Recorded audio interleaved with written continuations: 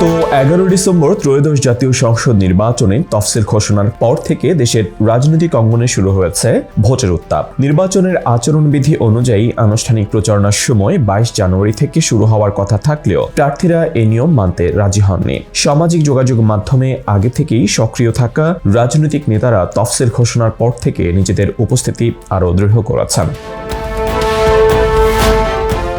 মেটা and লাইব্রেরির তথ্য অনুযায়ী তফসিল ঘোষণার পরপর 30 দিনে বাংলাদেশের রাজনৈতিক বিজ্ঞাপনে মোট $41,372 বা প্রায় 50 লাখ টাকার বেশি ব্যয় হয়েছে। এই হিসাব শুধুমাত্র ন্যূনতম $100 ব্যয় করা পেজের ভিত্তিতে। ফেসবুক, ইনস্টাগ্রাম বা থ্রেডসে $100 কম ব্যয়ের বিজ্ঞাপন সরাসরি দেখা যায় না, তাই বাস্তব ব্যয় এর চেয়েও অনেক বেশি হতে পারে।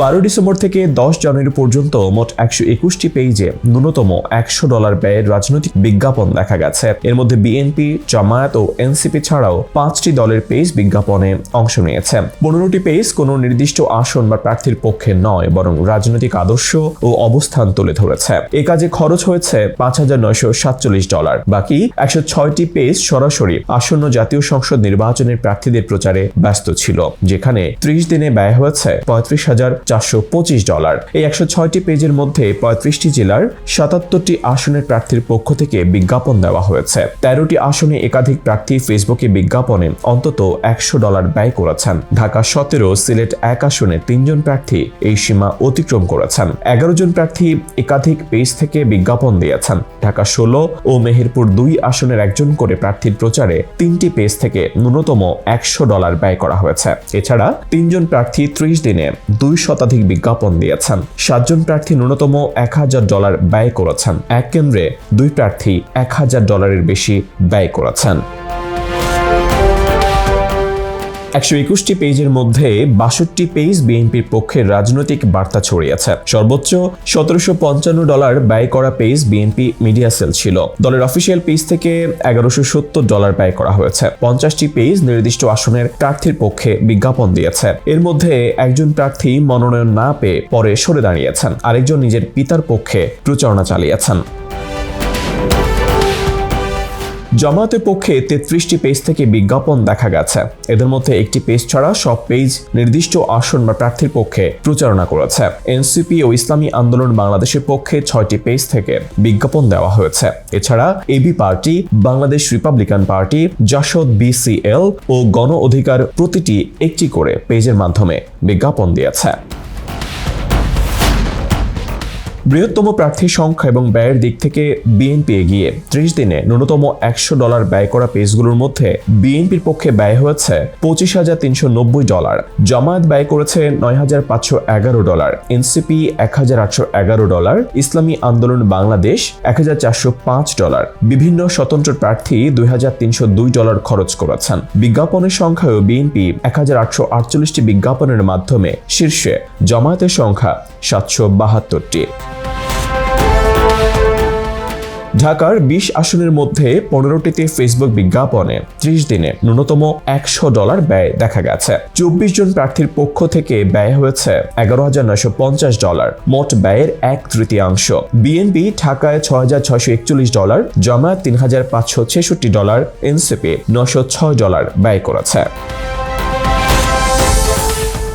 ঢাকার বাইরে 34টি জেলায় ব্যয় হয়েছে $33,475। সর্বোচ্চ ব্যয় সিলেটে $2,205, এরপর কুমিল্লা $1,742, নোয়াখালীতে $1,662, টাঙ্গাইলে $1,637। বিএনপি কুমিল্লা, দিনাজপুর, টাঙ্গাইল ও সুনামগঞ্জে বেশি খরচ করেছে। জামায়াত মেহেরপুর, সিলেট, পাবনা ও ময়মনসিংহে প্রাধান্য রেখেছে। এনসিপি রংপুর, সিলেট, নোয়াখালী ও খুলনায় বেশি খরচ করেছে।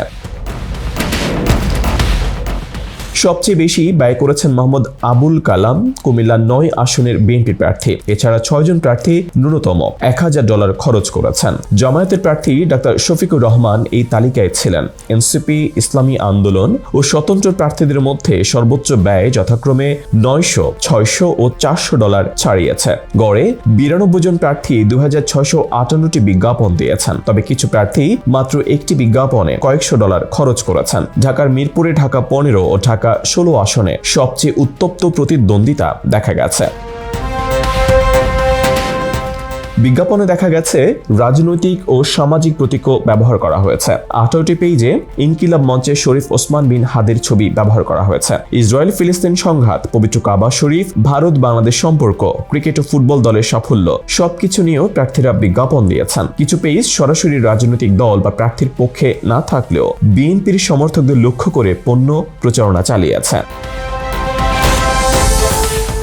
নির্বাচনের আচরণবিধি অনুযায়ী 22 জানুয়ারি থেকে আনুষ্ঠানিক প্রচারণা শুরু হয়েছে। 14 থেকে 21 জানুয়ারি 7 দিনের মধ্যে ন্যূনতম $200 ব্যয় করা 28টি পেজে মোট $16,367 খরচ করা হয়েছে। সীমা কমিয়ে $100 নামালে 61টি পেজ পাওয়া যায়, যেখানে $20,968 খরচ হয়েছে। এই সময় বিএনপির পক্ষে 17টি পেজ, জামায়াতের পক্ষে 5টি পেজ এবং এনসিপির জন্য 1টি পেজ বিজ্ঞাপন দিয়েছে। চট্টগ্রাম 7, ঢাকা 15 ও বাগেরহাট 2 আসনে সর্বোচ্চ ব্যয় করা হয়েছে।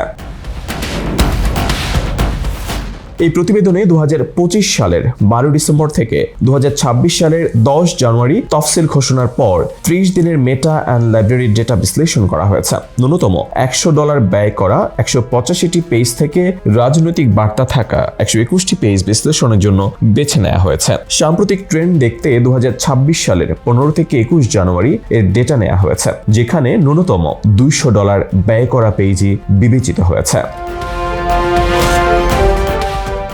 News desk, Dhaka express.